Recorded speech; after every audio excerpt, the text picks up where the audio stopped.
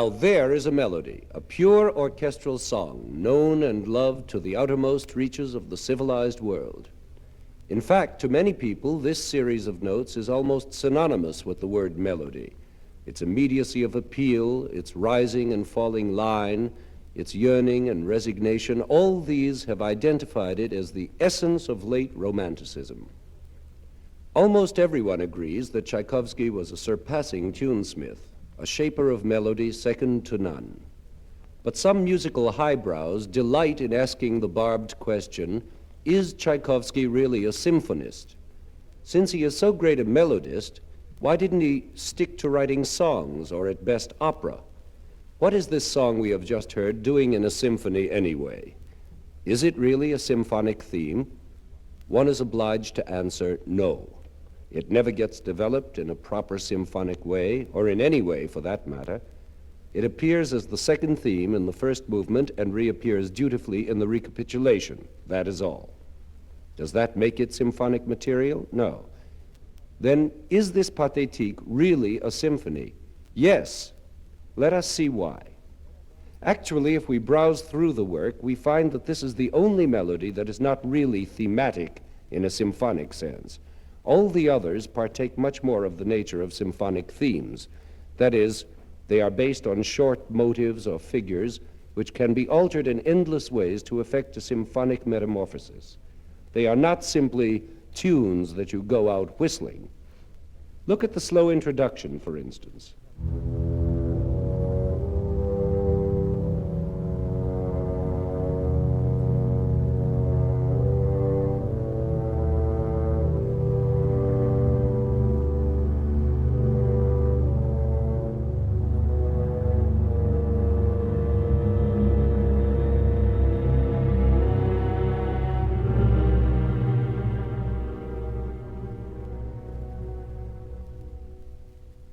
This is rather a motive than a melody.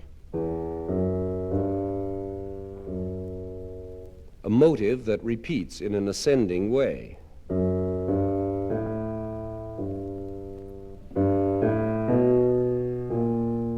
Out of it is born the main theme of the allegro section, certainly not something to whistle.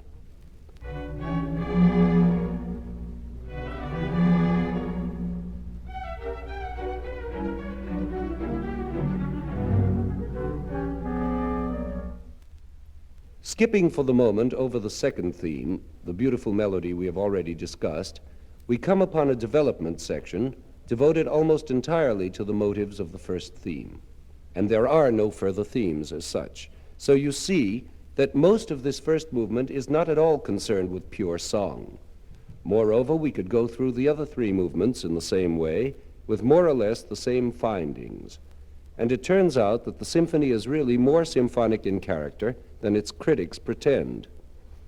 Well then, what are those hypercritical critics fussing about? Why are they so hard on Tchaikovsky? They would answer, it is a matter of unity, of form. That kind of inevitable formal flow that makes the symphonies of Beethoven so great. In Beethoven, they point out, B flows out of A and C out of B and D out of C in a way that makes you feel nothing else could possibly have come at any one point. Whereas with Tchaikovsky, they say, anything can happen anywhere. In a sense, they are right. Tchaikovsky's formal procedures are somewhat academic, following the general broad outlines laid down by the German masters, but using those outlines for his own purposes, melodic or dramatic, rather than creating an original sonata form out of the material itself. This is important in the realm of the higher criticism, but it does not make his symphonies any the less symphonies. They are only of another category, born of other impulses, more immediately dramatic, more concerned with shattering contrasts, striking opposites, variety rather than unity.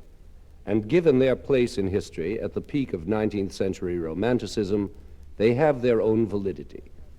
But this argument alone would not sustain the validity of Tchaikovsky's symphonies. No matter how one argues, there must always be unity, some element of real form, the sense of going forward, that makes any good symphony a kind of single journey through time. And this Tchaikovsky has, but in his own way. What really binds these four movements of the Pathetique together into one unit is the inner relation of all the material, the brotherhood of themes. There are several distinct elements that unite the material in this work, and the chief one is the constant use of simple scales, up or down, but mostly down, which is natural, I suppose, in a so-called pathetic piece. I was amazed when I first studied this work to find how much of the symphony is derived from scales. Out of them grow themes, motives, figurations, counterpoint, bass lines, and even tunes. Going back to the very beginning, we find that the slow introduction immediately presents a scale-wise motive. And this motive ascends scale-wise, as we noted before. When this motive turns into the main theme, its progress is continued by pure 8-note descending scales.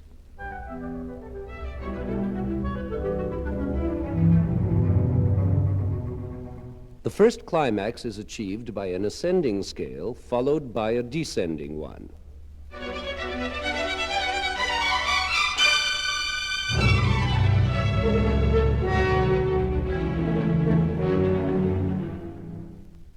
Now there comes an episode in which the descending scale is again the controlling factor, alternating between the bass and the treble.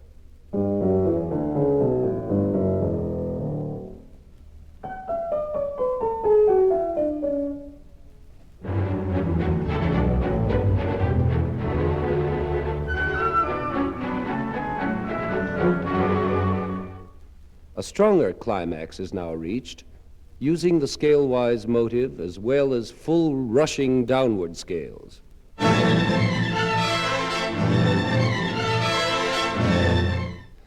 When all this scaly fury has finally subsided, we are ready for the introduction of our famous popular song theme. And even this begins with 3 notes of a descending scale. The continuation of the melody is also based on scale motion.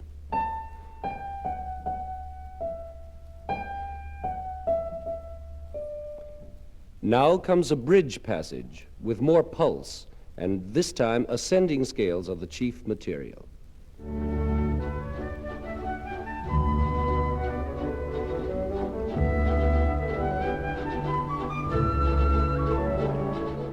As it continues, Tchaikovsky even introduces a counterpoint in the brass of a slower ascending scale, so that we are now hearing scales within scales.